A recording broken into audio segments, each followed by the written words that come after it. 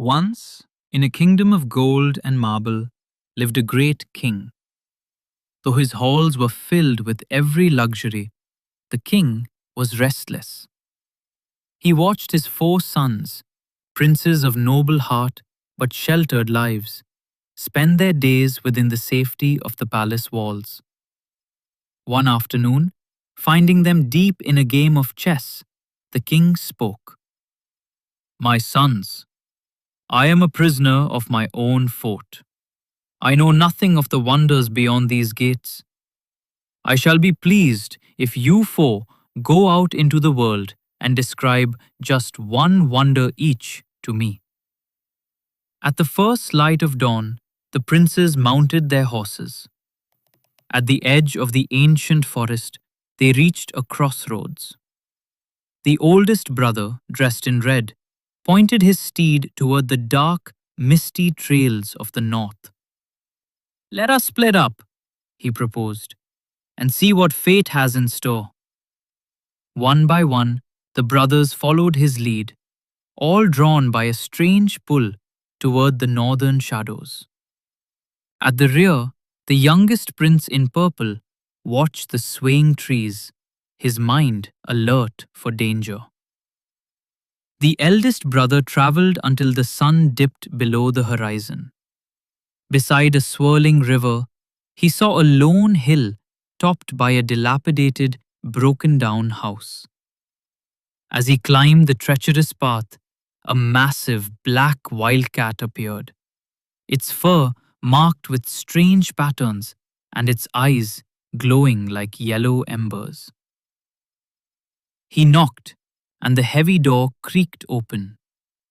A Yogini peered out, her hair matted with twigs, a garland of milkweed flowers around her neck, and eyes that shined with a cat-like light.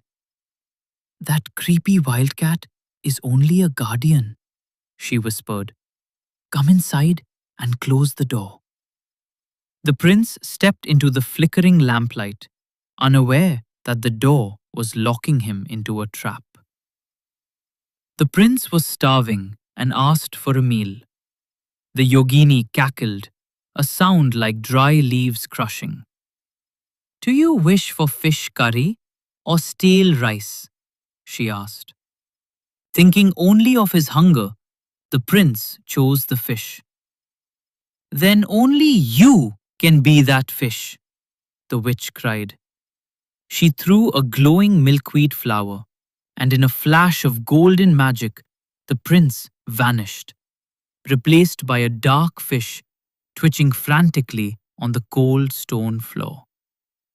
Soon, the second brother arrived. The second brother, seeking a royal meal, was transformed into a shimmering silver plate. The third brother, exhausted and seeking rest, was woven into the fabric of a rich silk mattress. One by one, the princes were turned into objects for the witch's house. Finally, the youngest son arrived.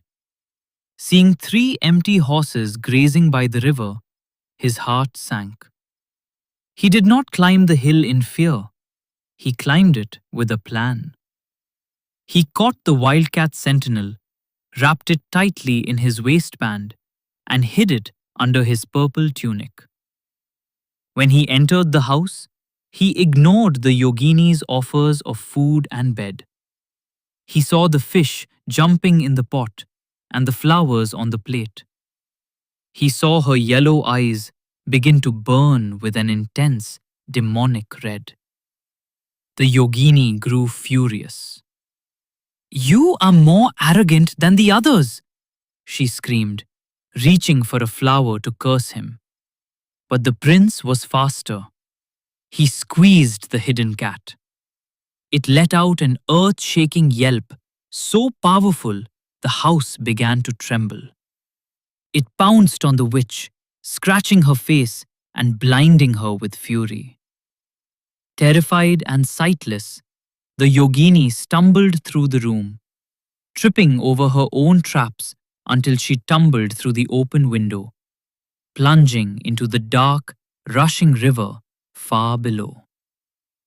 The prince threw the witch's magic garland into the river, and the spell was finally broken. In a burst of golden light, the fish, the plate, and the mattress vanished, and his brothers stood before him once more. They returned to the palace, where the king listened to their tales of wonder and danger. Realizing it was the wit of his youngest son that saved the family, the king gave him a proud, affectionate pat. They had truly seen the wonders of the world, and they were finally home.